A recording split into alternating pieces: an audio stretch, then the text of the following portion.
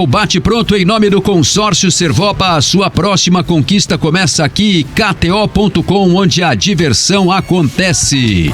Depois da falha contra o Fortaleza, Gabriel deve continuar como titular do Coritiba. Na nossa enquete, 67% achando que não, 33% achando que sim. Deixe lá o seu like na nossa transmissão, é muito importante. Vem com a gente. Marcelo Barros está dizendo aqui, segundo Milton Leite, o Rogério Ceni é chato pra caramba. Paulo Sampaio, se for projeto para o futuro, continua com o Thiago, que tem potencial, Linhares. Não sei, né? Imagina Rogério Ceni com falha de ontem do Gabriel. Pelo menos a preparação de goleiro seria melhorada. É verdade, com certeza ele ia ficar de olho na preparação de goleiro. O Rogério Ceni, de treinador, não ia perder pênalti nem tomar frango, né? Porque duas especialidades do Rogério Ceni. Curitiba tinha que trazer o Thiago Mel de volta. Preparador de goleiro. 1h15. Então tá aí, continue votando na nossa enquete e deixe lá o seu like, hein? É muito importante aí você deixar também o seu like. Alexandre Senechal, vamos então falar um pouco mais aí do Coritiba, que ontem teve esta derrota lá em Fortaleza para o Fortaleza por 3-1 no Campeonato Brasileiro, Ale. Vamos lá, Linha. Vamos já direto para a coletiva do técnico Thiago Kozlowski. Após o jogo, ele falou lá na sala de imprensa do presidente Vargas e analisou o jogo, né? Falou que para ele o primeiro tempo foi muito ruim, concordou com a análise feita pelo repórter na pergunta sobre a questão do time ter sido apático no primeiro tempo, foi a palavra utilizada, e ele concordou com essa apatia e disse que o Coritiba ainda tem muito para batalhar, tem muito para jogar ainda no Brasileirão, acredita numa retomada. Vamos ouvir o técnico do Coritiba. Um campeonato difícil, né? Que a gente sabe que enquanto depender da gente, a gente tem força e tem que lutar, né? Mas sobre o estado anímico, cara, a gente teve uma semana boa de trabalho, né? A gente sabia das dificuldades do jogo aqui, nós sabíamos o que ia enfrentar, né? Particularmente falando para você, hoje foi o pior primeiro tempo desde a minha chegada aqui no Coritiba, né? Falando de situações táticas, de situações técnicas também. Foi um primeiro tempo muito abaixo do esperado, um primeiro tempo realmente apático, como você falou, né? Mas no segundo tempo nós fizemos as trocas, né? E aí nós conseguimos competir, né? Fizemos o gol. Infelizmente tomamos um gol ali que foi numa falha, enfim, individual. Mas tivemos as chances do pênalti, de entrar no jogo de novo, ainda teria mais 15 a 17 minutos de jogo, o jogo estando 3-2, né? E aí a gente não conseguiu converter as chances, né?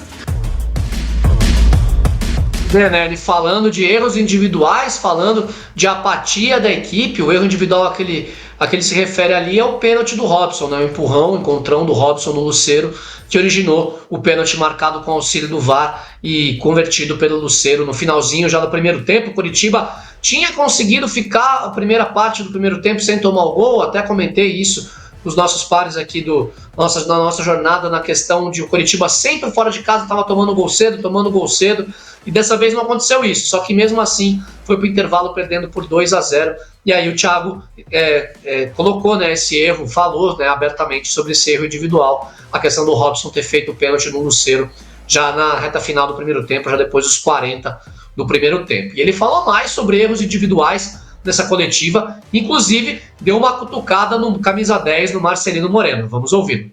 Fizemos as modificações, né? Você pode até me perguntar por que sai o Moreno, por que sai jogador A ou B, mas a gente tem que entender que o jogador tem que jogar para a equipe, né? Então, assim, e atender aquilo que principalmente o comando técnico pede, né? Então, quando o Fortaleza começou a crescer na partida, ele começou a empurrar o Coritiba para trás e nós começamos a perder o controle defensivo, porque uma coisa é você ser empurrado para trás, mas a gente não estava sofrendo, né? O Fortaleza estava chegando esporadicamente, a gente estava controlando bem essa situação. Logicamente que os erros individuais, eles são decisivos numa partida, né? Concordo quando você fala que talvez o erro do pênalti ali poderia ser evitado, sim, mas também a gente não pode apontar o dedo para o jogador que fez o pênalti, mas sim também por um erro defensivo coletivo, porque o jogador de Fortaleza casca a bola na primeira trave, a gente sabia que isso podia acontecer, né?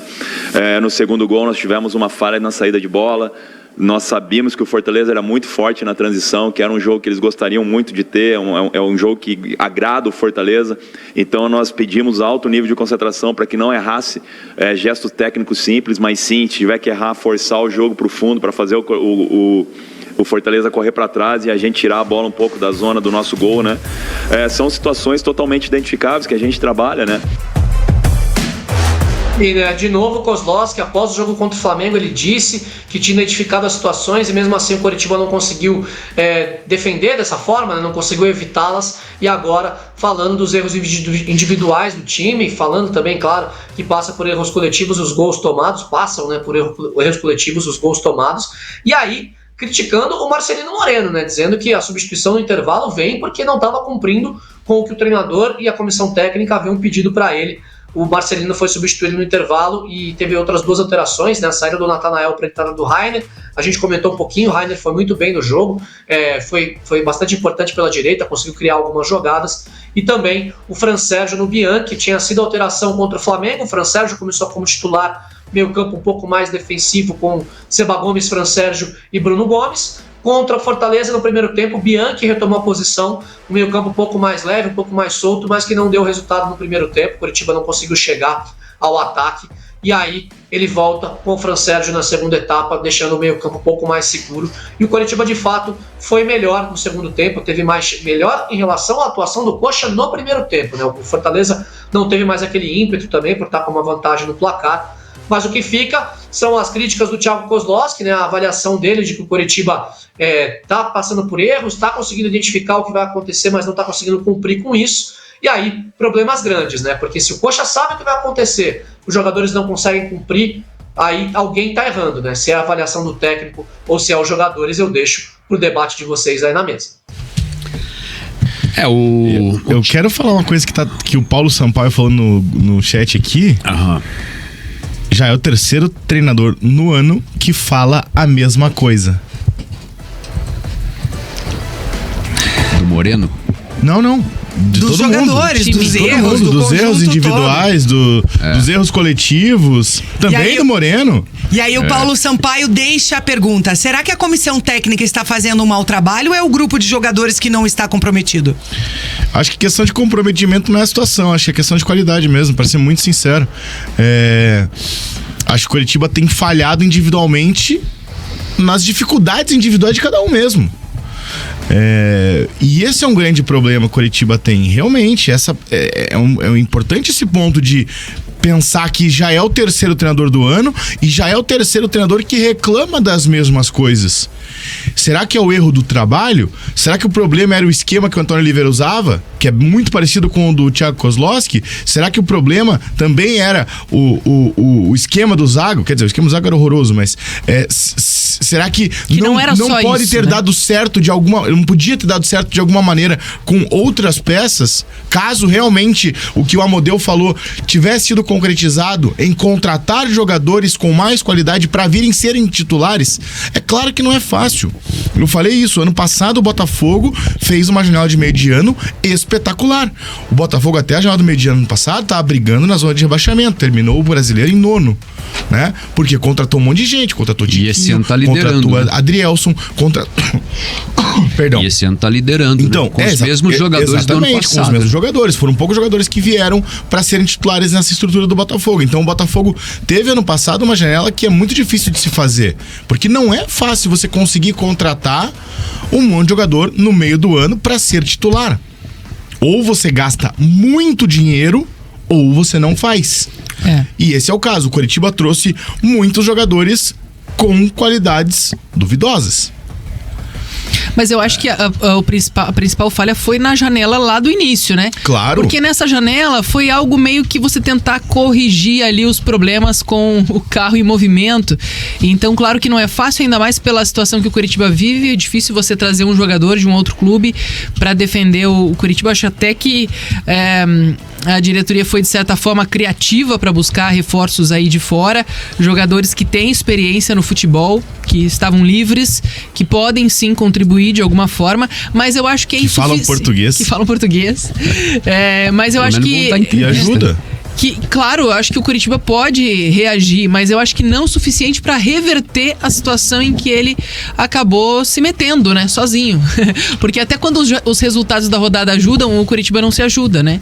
Teve o América que venceu o São Paulo, mas agora, com esse resultado, o América tá um ponto do Coritiba. Então a água vai batendo cada vez mais. Quando parecia que o Coritiba ia sair da zona de rebaixamento, ele veio com as 5 derrotas seguidas. E daí tem um jogo a menos que é extremamente complicado, porque é o Vasco, né? E daí assim, se o América ganhar, passa o Coxa, se o Vasco ganhar, abre mais pontuação ainda. Né? Então, tipo, é um jogo direto dos dois ali que podem complicar ainda mais a vida do Coxa.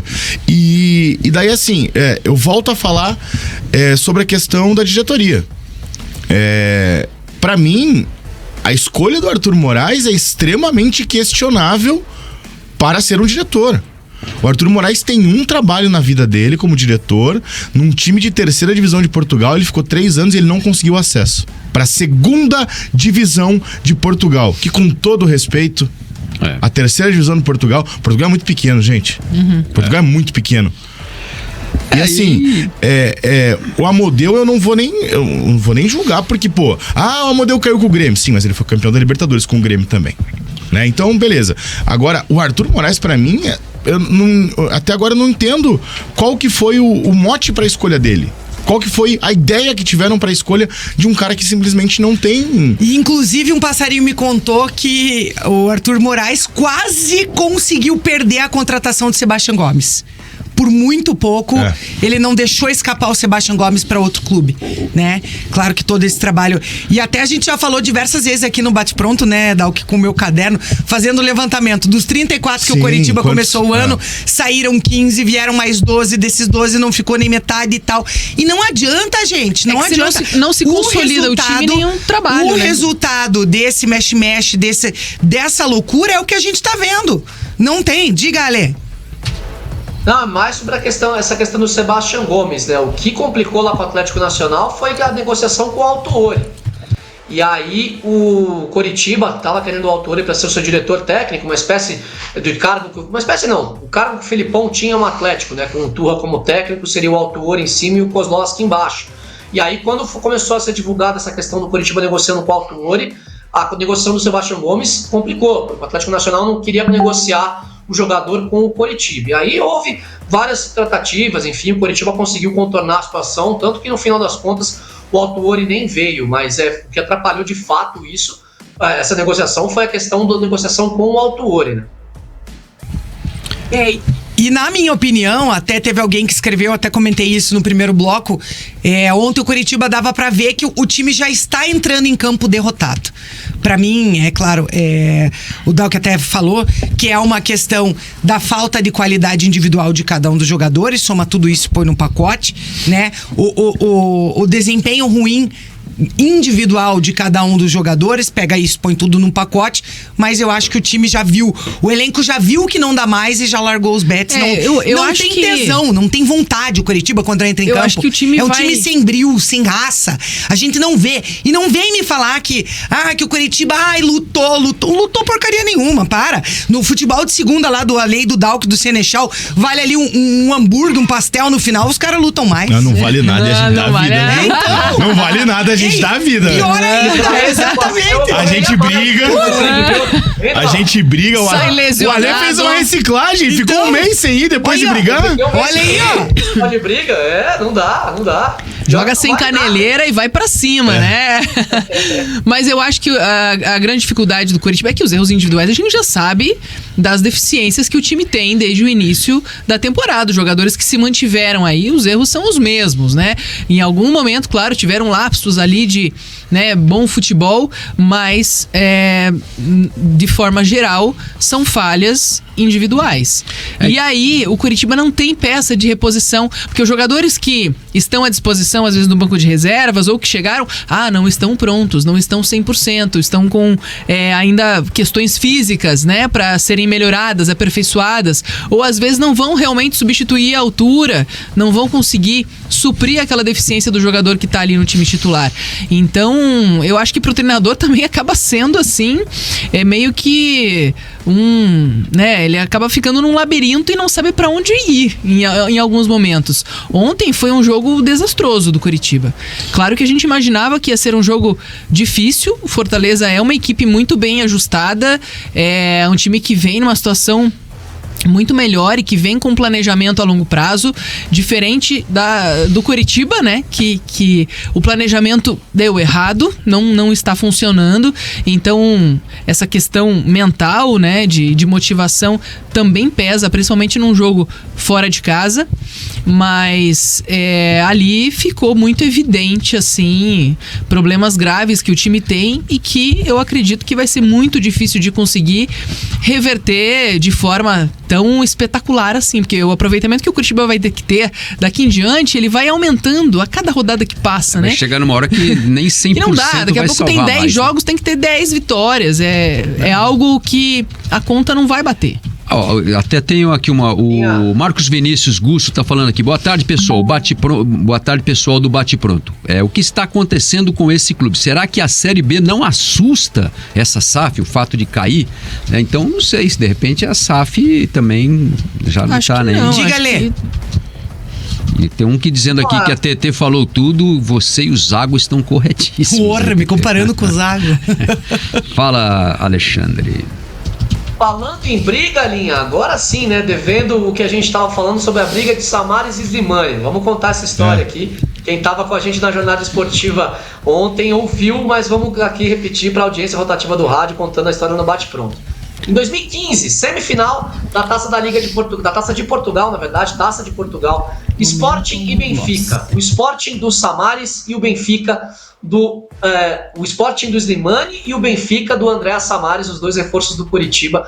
O Slimani deu uma cotovelada no Samaris e o árbitro da partida no jogo não viu a cotovelada do Slimani. Depois o Benfica entrou com uma representação na Federação Portuguesa, no Conselho de Justiça Desportiva de Portugal, para tentar uma punição ao Slimani. O Slimani pegou um jogo de suspensão depois, né, quase 6 meses depois do ocorrido. Ficou uma rusga entre Samaris e Slimani. E aí, conversando com pessoas lá do Coritiba, conversando com o pessoal que está lá no dia a dia do clube, isso aí aconteceu lá 8 anos atrás, isso aí já está encerrado, isso já foi resolvido. Não tem treta entre Slimani e Samaris, os dois se dão bem e estão prontos para jogar junto no Coritiba, segundo os relatos que a gente tem de dentro do clube, Linhares.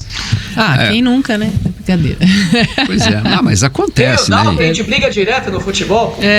Nós nunca brigamos, eu Gil. nunca dei uma cotovelada na Lê, mas eu acho que no outro dia a gente ia voltar a se falar normalmente. E aí assim, um jogava no Benfica, outro no Sport, né? Baita de um imagina clássico, o que é um né? jogo desse, né? O cara vai ter sangue de barata no jogo desse. Cotovelada e tal, acontece. O Roberto Injusto perguntou aqui, Dalkis Slimani jogou muito por onde passou. Em algum lugar ele jogou com um time tão limitado como o Coritiba? Olha, eu confesso pra você que eu não acompanhei como é que tava esse time do Anderlecht, mas o Anderlecht é um time que geralmente briga por título na Grécia, né? Na Bélgica. Na Grécia, pensei no Samaris, falei Grécia. Na Bélgica. Se for disputar mas o no campeonato geral, assim, grego, se vai você disputar o título. se você pegar o Leicester que ele jogou, foi a maior contratação da história do Leicester, campeão inglês, inclusive, na época, né? Hoje já tem outras contratações mais caras, mas o próprio Sporting, que ele foi campeão, limitado assim, pô, bem difícil, né, de falar aqui. Baixou o espírito do Zago na jornalista Tereza Mota, tá dizendo aqui o Gladys Sebage. E teve aqui O passado do Anderlecht foi mal, né, Dalk? O Anderlecht foi só o 11º colocado lá, mas o Slimani fez 9 gols em 16 jogos. Então. Teve aqui alguém comentando com relação ao comentário do Liari Júnior sobre a possibilidade de trazer o Rogério Ceni para fazer um trabalho a longo prazo. Uma informação divulgada agora há pouquinho no jornal O Dia do Rio de Janeiro, dizendo que o Conselho de Futebol do Flamengo vai se reunir hoje para analisar a comissão técnica do clube. Com a aproximação da decisão da Copa do Brasil, há uma conversa entre membros do Conselho e alguns preferem a troca de Sampaoli antes do primeiro jogo da final. Sairia Jorge Sampaoli e retornaria ao clube Rogério Ceni. Não. Tô trazendo informação, Dalk. Não. Mas eu não tô falando de você, eu tô falando não, porque o Flamengo não. A ideia de Flamengo, o Flamengo tá de brincadeira fazendo uma coisa dessa, se fizer.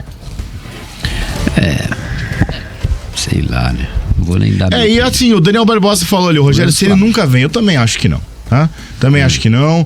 Também acho que eu acho que o Rogério Ceni tem muito mais mercado. Um trabalho em andamento assim. O Atlético ele poderia vir, porque o Atlético disputa coisas que o Rogério Ceni está mais. Tem ambição de ganhar. Tem ambição de ganhar, exatamente. O Rogério Ceni é campeão brasileiro, gente. Interesses. Oi? Sobre o Ceni no Atlético, o nome do Ceni foi ventilado sim no Atlético quando o Wesley Carvalho assumiu o clube, mas não é bem visto não. Principalmente pela relação fora de campo, né, com o elenco e tal. Ele não é bem visto, não é um nome possível, mas imagino que viria se fosse convidado a treinar o Atlético. Eu também acho que se ele for Atlético, ele viria. O Coxa precisa de uma reestruturação grande nesse momento para cogitar ter um treinador do nível do Rogério Ceni, né? O Rogério Ceni é campeão brasileiro pelo Flamengo, inclusive foi tirado de lá do Flamengo tocado, né? E agora querem de volta ele para resolver uma final de Copa do Brasil. Ele Parabéns. E o Dorival Júnior, né? O que fizeram com ele, com o Dorival Júnior. O Dorival foi uma sacanagem. Com o Rogério também, né? O Dorival foi ainda mais, né? Porque o Rogério começou outro ano ainda, né?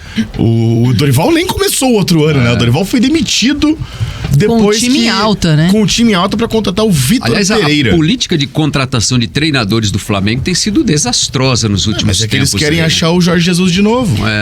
Foi como eu comentei aqui até que nos bastidores em relação ao Guto Ferreira no Coritiba, né? Claro que a situação do Coritiba é completamente diferente da situação do Flamengo, mas ele esteve com o Coritiba num momento muito difícil, né? E conseguiu se superar ali, fez um bom trabalho, o Coritiba se salvou e enfim, e acabou sendo, né, trocado depois, é claro, acho que por todo o interesse e as negociações que iam desencadear no Coritiba SAF. E o Jorge Jesus no Coxa. 1h35, vamos então à classificação do Campeonato Brasileiro. Uma boa, né? Já treinou o Slimani, né? Já sabe. Então. Já conhece. Olha aí, o Brasileirão tem o Botafogo na frente, 11 pontos de vantagem sobre o Palmeiras. 90 e quantos por cento? 90% de chances de ser campeão, hein? Então, o Palmeiras... A porcentagem que o Coritiba tem para ser rebaixado, segundo o Infobola, né? O mesmo professor Tristão que faz as estatísticas, né? Professor Tristão lá, que é o dono. Tristão Garcia. Aliás, tô tentando ver aqui se a gente agenda uma entrevista aqui com o professor Tristão para falar dessa. Ele é muito necessário, né? Essa época do Campeonato Brasileiro, o Tristão é um cara. Imagina se ele fosse felizão, né? Pois é. Tristão. Meu Deus do céu. 51 pontos, então, tem o Botafogo, 40 o Palmeiras, o Grêmio que tem um jogo a menos, um jogo contra o Corinthians, né? O Grêmio jogou 20 partidas, todo mundo, menos Corinthians, América e Vasco e Grêmio jogaram 21 partidas. O Flamengo tem 36 pontos, é o quarto colocado. O Fluminense é o quinto com 35, junto com o Bragantino, que é o sexto. O Atlético Paranaense permanece em sétimo lugar com 33 pontos. O Fortaleza tem 32, o Atlético Mineiro 30 e o Cuiabá 28 pontos. O São Paulo é o 11º com 28. Aí começa a encrenca, né, de quem luta contra o rebaixamento. Cruzeiro, Corinthians e Internacional 25, o Goiás tem 24, o Bahia 21 e na zona do rebaixamento Santos com 21, Vasco 16, o Coritiba 14 e o América Mineiro com 13 pontos ganhos.